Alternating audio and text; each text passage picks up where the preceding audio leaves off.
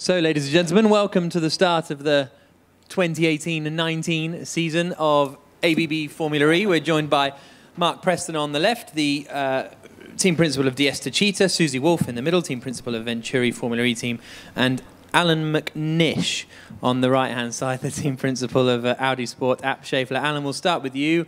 Welcome to Season 5. Thank you.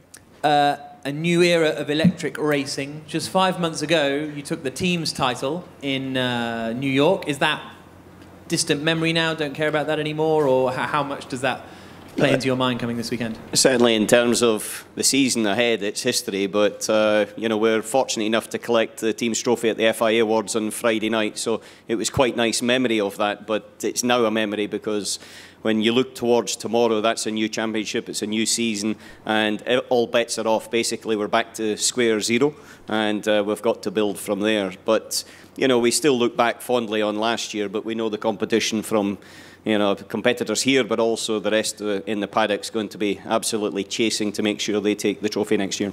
How much is it back to square zero, and how much is it an evolution of all of the work from the last 4 years? Well, the car, you don't forget what you learn. And so therefore the whole concept and philosophies of how you've developed over that time period and also with your technology. However, we've got two major changes. One, obviously, the car is quite a different car aesthetically and things like that, but also with the battery, and then with some of the other concepts like attack mode and how to understand the best ways to play that. So from a technical point of view, there's changes, and from a strategic point of view. Personally, from our side, I think had a very good powertrain last year, and obviously in longer races we were very, very strong, but we've refined that, and it's been about 95% of our side of things that we've actually developed again for this year. Do you have any worries about the start of the season after, you know, you had some sort of teething troubles at the start of last year? It's very polite. Yeah. Thank you. Okay, it was an absolute disaster. That's a bit harsh, but we'll go with something in the middle. You know, you never know where you are until you're at the first race. That's for performance. You know, we saw Valencia, we've got a feeling, but you never really know where you are. And you never know whether you've got total reliability until you finish the races. And I always wait to see that checkered flag falling before I get anywhere near confident. You know, we're all been in this business long enough to know that it's only when the checkered flag falls you get the trophy and the points. Okay, great. Well, best of luck for the season. We'll be having questions from the floor later on, which you can ask in Arabic. فقرة الأسئلة العربية ستأتي بعد قليل. Over to you. Okay, but now we'll move on to Mark Preston, team principal of DS Techeetah. The inaugural at Diriyah ePrix, and the first time that you arrive here with a full manufacturer affiliation with DS, having been independent, I guess, since the Aguri days in Season 1. How does that feel? How does that differ to normal?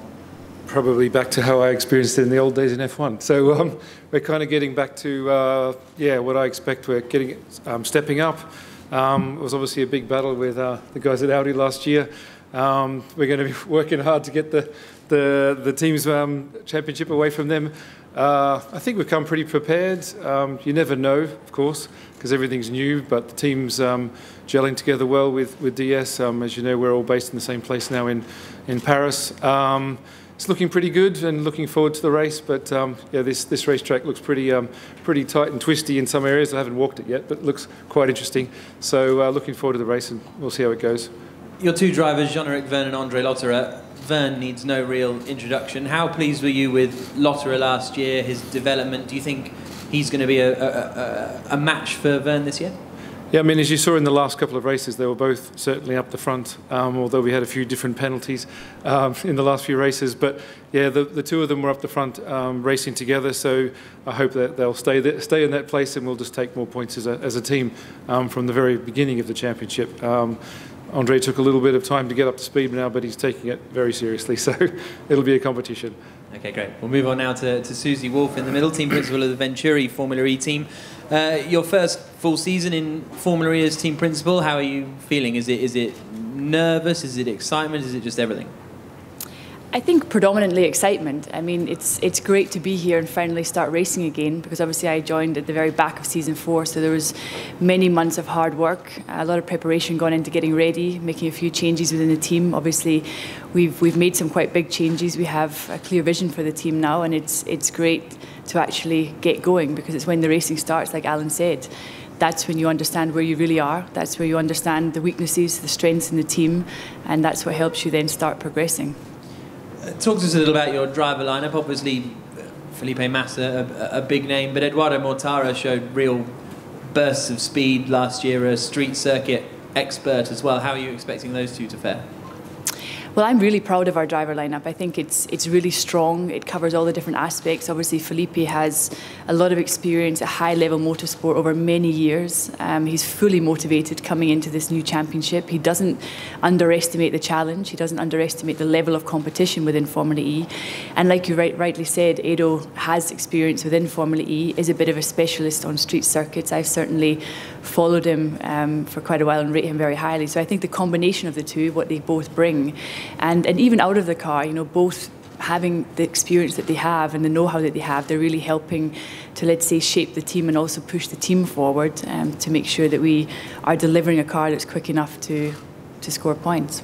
And in terms of the changes for this season, from attack mode to 45-minute races and other things I've probably forgotten, what do you see as the biggest challenge?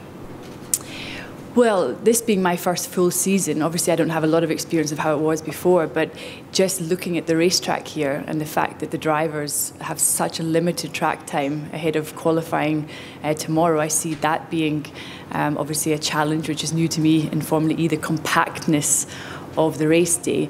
But I think obviously these first few races are going to be the critical ones. It's where we use attack mode for the first time. It's where we have this new length of race, and it is a big challenge to get that right, to make sure there's no errors on race day, because the errors on race day will have a compounding effect. So from that perspective, for me being new to Formula E, it is definitely a very challenging environment, not just for the teams but the drivers.